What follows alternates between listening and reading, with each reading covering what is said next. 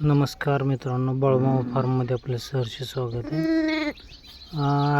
तर बघा, ते फार्म म्हणलं की नवनवीन टॉपिक आपल्यासमोर येऊन जातात. तर आज हे आपलं जे एक लहान पिल्लू आहे, साधारणतः एक 15 दिवसाचं, तर त्याला जरा जखम झाली, या ठिकाणी लागलेलं आहे बघा.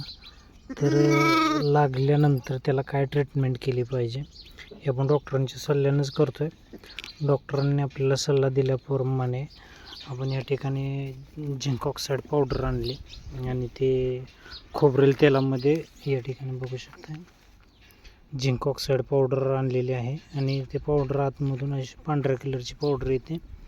ती पावडर आपल्याला खोबरेल तेलामध्ये खालायची आणि खोबरेल तेलामध्ये खोलून त्याची पेस्ट बनवून त्या ठिकाणी जी जखम झालेली आहे या ठिकाणी बघू शकता. तर अशा पद्धतीनं आपण खोलून ती जखम ज्या ठिकाणी झालेली आहे तर त्या ठिकाणी ते लावायचे आहे. जेणेकरून काय होतं की ते जे जखमेची जी जागा आहे तर त्या ठिकाणी पाणी वगैरे सुटणे हा प्रकार होत नाही. आणि दुसरी गोष्ट, जे माशा वगैरे जे त्रास देतात तर ते माशा वगैरे त्या ठिकाणी त्रास देत नाहीत. हे काही रिझन्स आहेत त्याच्या पाठीमागचे. त्याच्यामुळं कृपया जखम झाली की चटकन बघणे लहान पिल्लांना आणि त्या ठिकाणी त्यांना त्याच्यावरती ट्रीटमेंट करणं गरजेचं आहे. आता हे आमच्या बाळाचं सोने आहे, हाताला लागन असू दे, थांबा हात धुवू.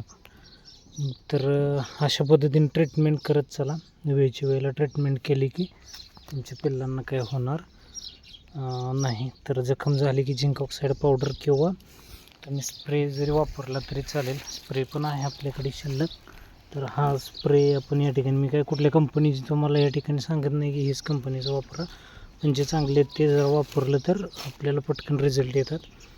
टॉपिक्युअर म्हणून स्प्रे येतो, तर स्प्रे जरी तुम्ही त्या ठिकाणी मारला तरी चालेल, जेणेकरून माशा वगैरे याच्यापासून तुम्हाला त्या ठिकाणी हे होईल. आणि जर समजा तुमच्या पिल्लाला टेम्परेचर आलेलं असेल तर आता हे लहान पिल्लू आहे, त्याच्यामुळं आपल्या माणसाचं जे लहान मुलांचं जे औषध असते तापाचं ते जरी याला पाजलं तर ते पटकन ताप त्याचा जो आहे तो जागेवरती येईल. असं डॉक्टरांचा सल्ला आहे, त्याप्रमाणेच आपण या ठिकाणी ट्रीटमेंट केलेली आहे. तर धन्यवाद मित्रांनो.